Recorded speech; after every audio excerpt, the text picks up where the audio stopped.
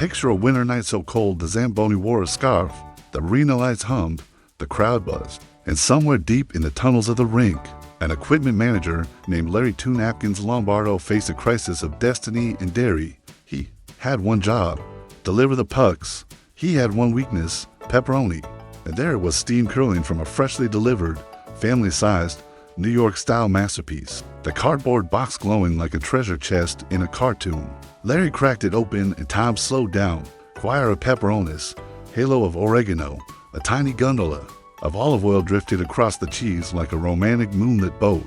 He blinked, hypnotized. Meanwhile, the coach roared. The players clacked their sticks on the floor like a stampede of wooden teeth. And the referee chirped, puck drop in 30, Larry gulped. He checked the puck bin, empty, except for one lonely rubber disc that looked like it had lost a fight with a lawnmower. He checked the pizza again. Triangles of destiny stared back, glistening. Cut to center ice. The referee skated out with authority, confidence, and a whiff of garlic. He peeked into the box Larry had thrust into his hands. New puck design, he muttered, as if the league might have quietly replaced vulcanized rubber with Marinara technology. The crowd didn't notice.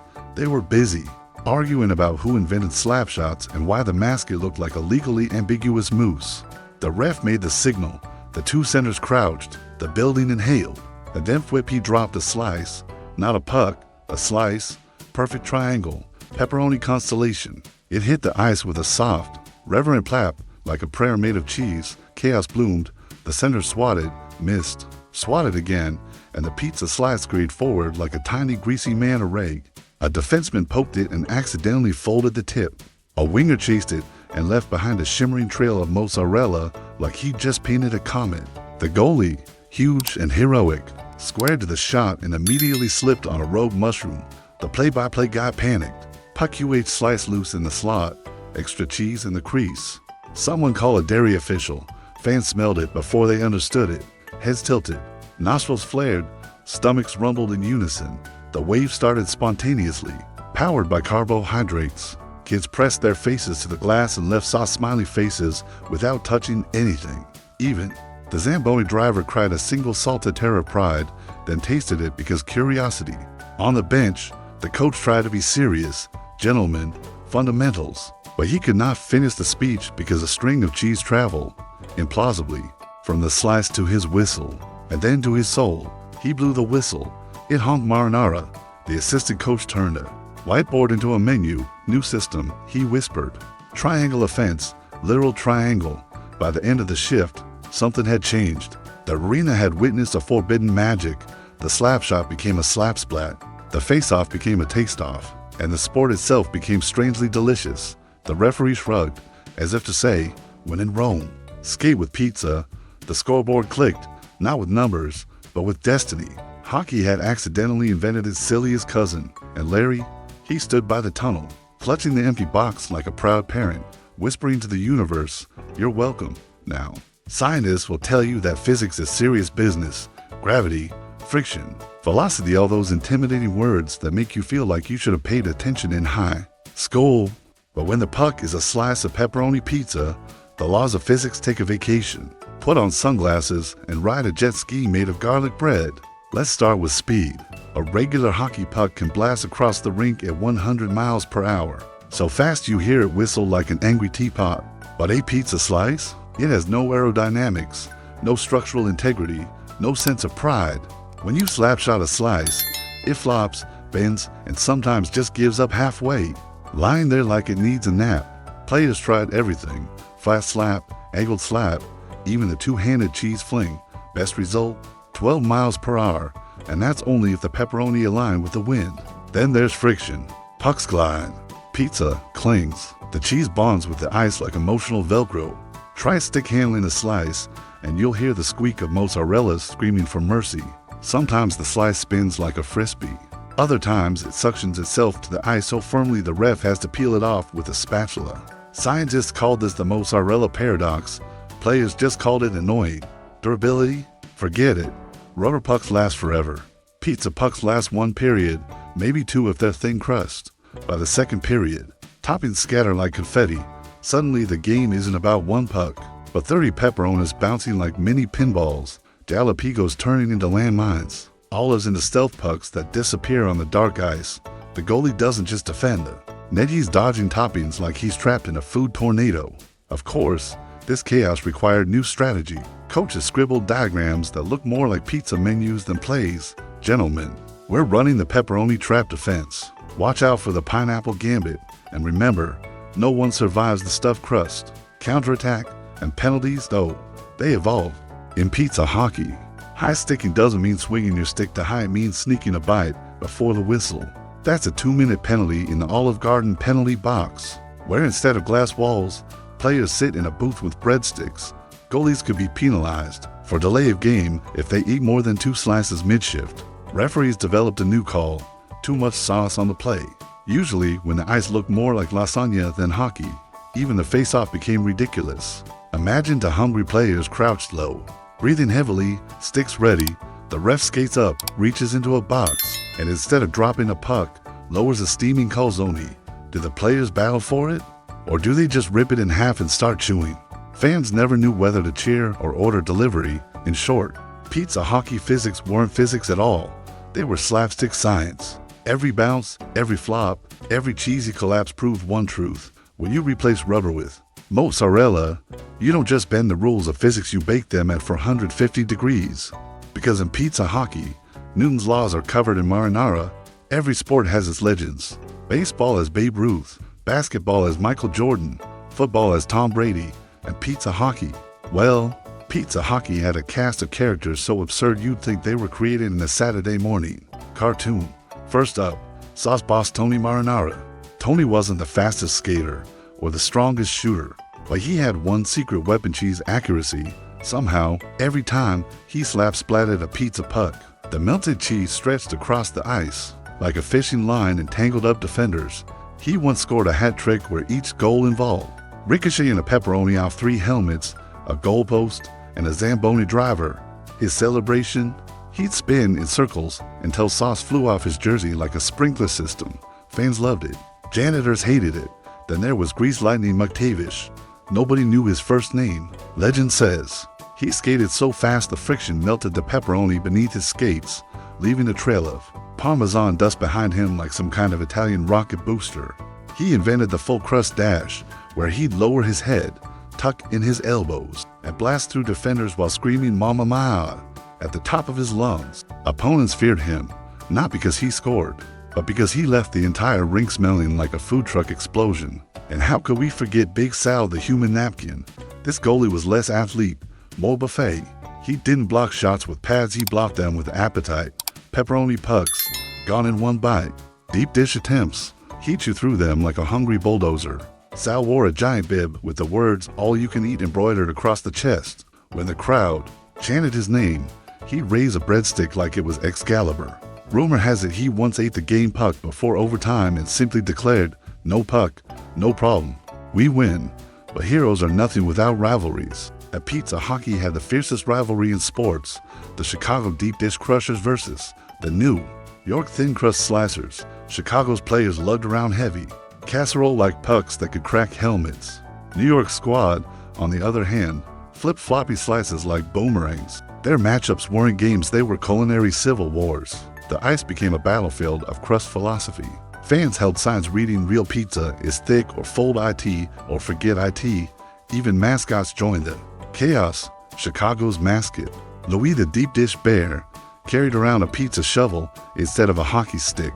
New York's Slice the Rat hurled thin crust frisbees into the crowd. One legendary night, the mascots fought center ice in a duel that ended with both covered head to toe in marinara. ESPN replayed it for months. And then there was the fans' ritual. In regular hockey, you throw hats for a hat trick.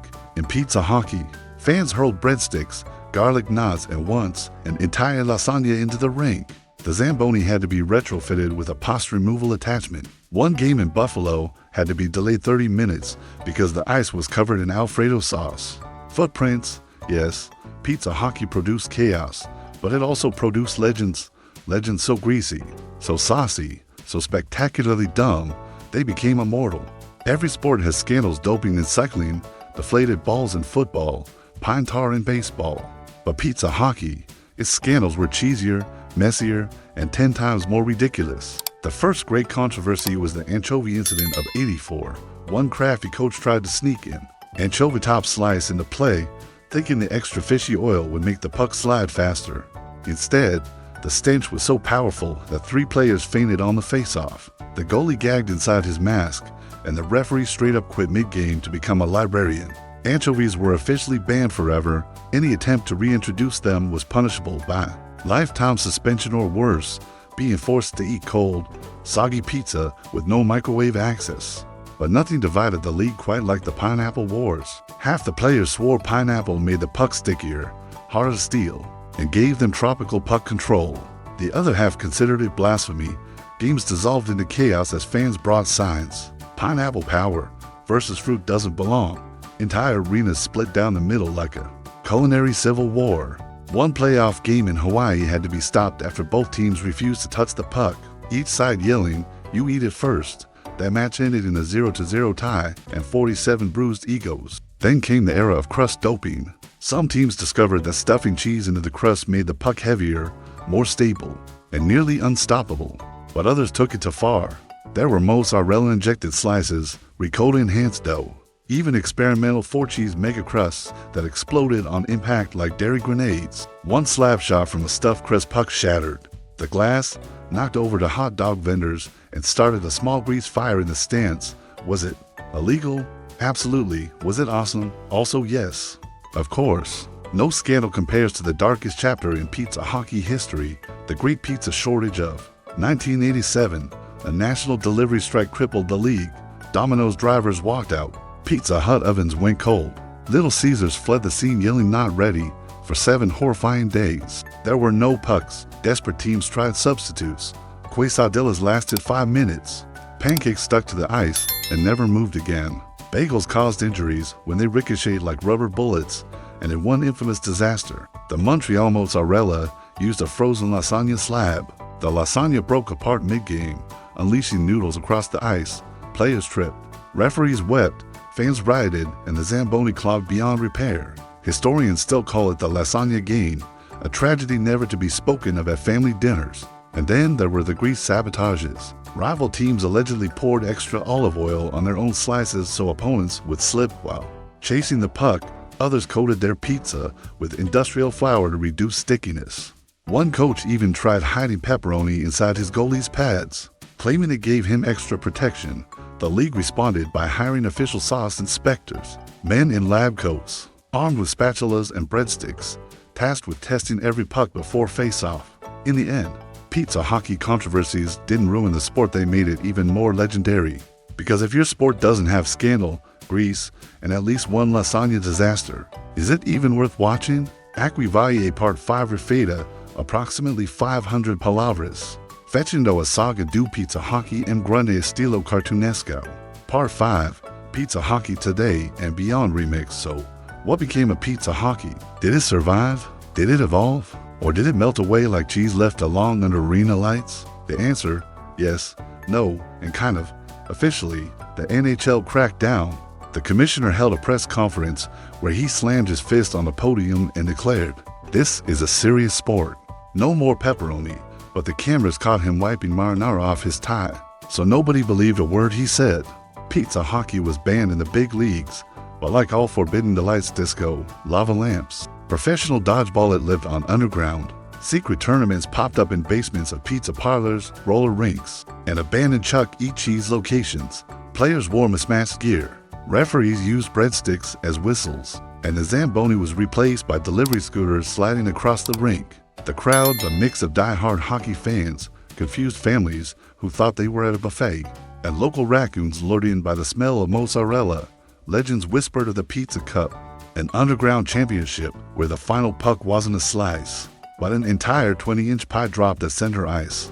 Both teams dove at it like starved wolves, sticks clashing, cheese stretching across the rink like Spider-Man webs. The winning team didn't just lift a trophy, they lifted the Stanley Pizza, a golden pan overflowing with garlic knots and eternal glory. There are rumors, wild, ridiculous rumors, that pizza hockey might make a comeback. Italy and Canada allegedly discussed creating a joint World Pizza Hockey Federation. Imagine the opening ceremony, Italy's team skating in with wood-fired pucks, Canada's team wielding maple syrup dipped sticks, Picture France bringing gourmet thin crust, while America counters with deep-fried stuffed crust monstrosities that double as Frisbees. The Olympics could never contain that level of grease. Technology has even entered the conversation. Scientists in labs are experimenting with synthetic pizza pucks that never fall apart, though they reportedly taste like cardboard sadness. Meanwhile, fans reject the idea entirely, chanting, "Real cheese or we leave." One experimental match tried using gluten-free pucks. It lasted 6 minutes before collapsing into dust, tears, and lawsuits. But the dream lives on in pop culture. Cartoons parody it, video games reference it, and every time a real puck bounces strangely, someone in the crowd yells, "Pizza puck," as if destiny is calling. Even the Food Network got involved, airing a chopped Pizza Hockey edition where chefs had to design edible equipment. Spoiler, Guy Fieri invented a hockey stick that doubled as a breadstick. It broke instantly, but the crowd went wild anyway.